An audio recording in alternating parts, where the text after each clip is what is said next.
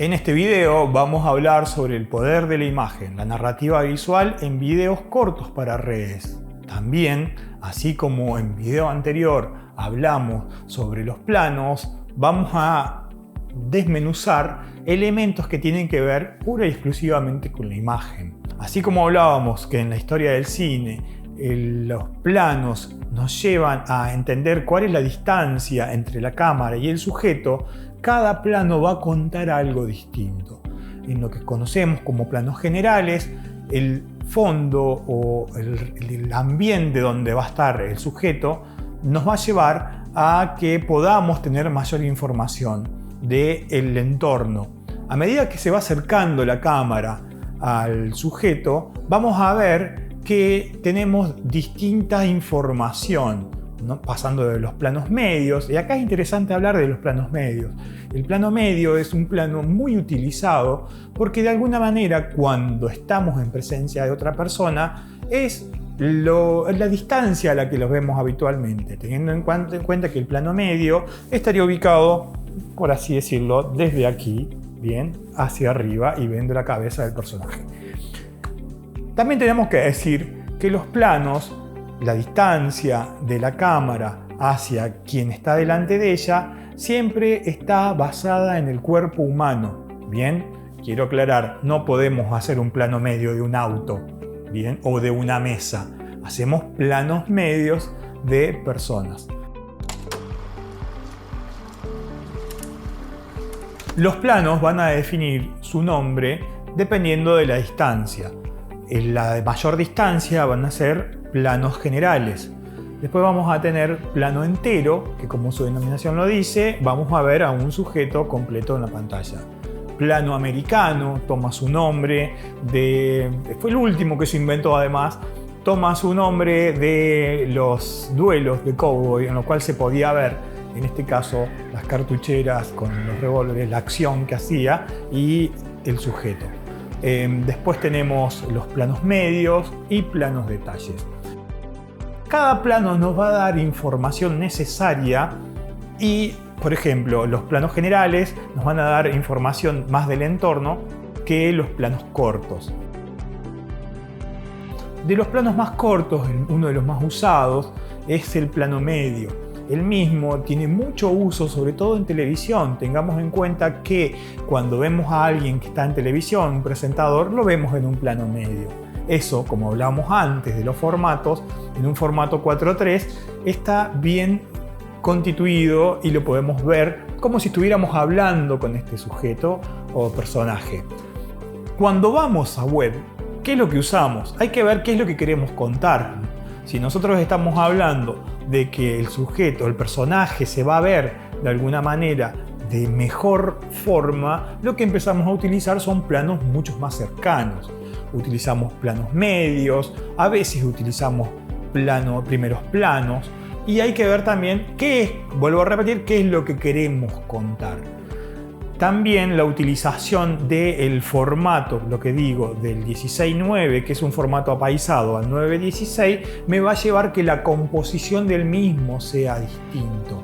Esa composición viene dada también por reglas. Acá vamos a nombrar algunas de ellas, pero no vamos a profundizar. Una de las reglas son la regla de los puntos fuertes. La regla de los puntos fuertes puede ser en una imagen apaisada y vamos a encontrarlos en estos lugares. También vamos a ver que los puntos fuertes se pueden encontrar en un formato de retrato, que es el que vamos a conocer como un formato más bien vertical. En esos formatos también vamos a encontrar puntos fuertes. La composición me va a llevar a un elemento muy importante para poder entender la imagen. Ese entendimiento de la imagen tiene que ser claro para lo que quiero contar. Dentro de los elementos que tenemos en la narración, vamos a hablar ahora de dos en particular. Uno es la profundidad de campo y otro es el fuera de campo. ¿Qué es la profundidad de campo? La profundidad de campo, así que como hablábamos que los planos era la distancia entre la cámara y quien estaba delante de la cámara, en la profundidad de campo realizativa vamos a encontrar elementos que tienen que ver entre un plano más cercano a la cámara, un plano no medio de persona, sino un segundo plano y un plano mucho más atrás. Esta conjunción de las tres distancias unidas nos va a llevar a que lo realizativo tenga un elemento para contar. No es lo mismo que tenga una cámara que puede mostrar desde donde estoy ubicado hasta el infinito, que algo que tenga que ver con la realización. Esto quiere decir que los elementos van a tener que ver con lo que quiero contar.